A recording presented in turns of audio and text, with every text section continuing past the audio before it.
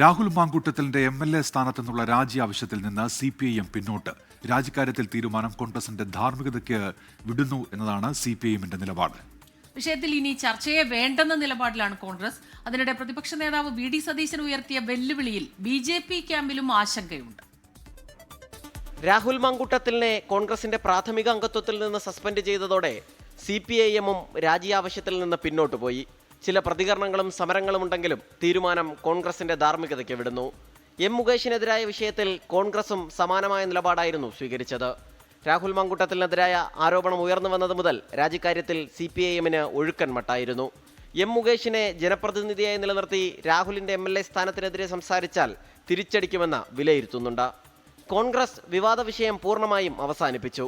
പാർട്ടിക്കുള്ളിൽ പോലും ഇനി ചർച്ച വേണ്ടെന്നാണ് തീരുമാനം. ഇന്നലത്തെ KPCC നേതൃയോഗത്തിൽ ഇക്കാര്യം സംസാരിക്കാൻ പോലും അനുവദിക്കാത്തതും ഇതിനാലാണ്. മറ്റു പ്രചരണങ്ങളിലേക്ക് കോൺഗ്രസ് കടന്നു കഴിഞ്ഞു. അതിനിടെ BJP നേതാക്കൾക്കെതിരെ ഉടൻ വലിയ ആരോപണം വരുമെന്ന VD സതീശന്റെ പ്രതികരണത്തിൽ രാഷ്ട്രീയ കേന്ദ്രങ്ങളിൽ ചർച്ച ആരംഭിച്ചു. പുറമെ ആത്മവിശ്വാസം പ്രകടിപ്പിക്കുന്നുണ്ടെങ്കിലും BJP ക്യാമ്പിനുള്ളിലും ഇക്കാര്യത്തിൽ ആശങ്കയുണ്ട്. 24 തിരുവനന്തപുരം. ലോകത്തെവിടെയായാലും ഏത് സമയത്തും 24 വാർത്തകളും ഓഗ്മെന്റഡ് റിയാലിറ്റി പാക്കേജുകളും എക്സ്പ്ലെയിനറുകളും വിശദമായി കാണാൻ ഞങ്ങളുടെ YouTube ചാനൽ നിങ്ങൾക്ക് സബ്സ്ക്രൈബ് ചെയ്യാം.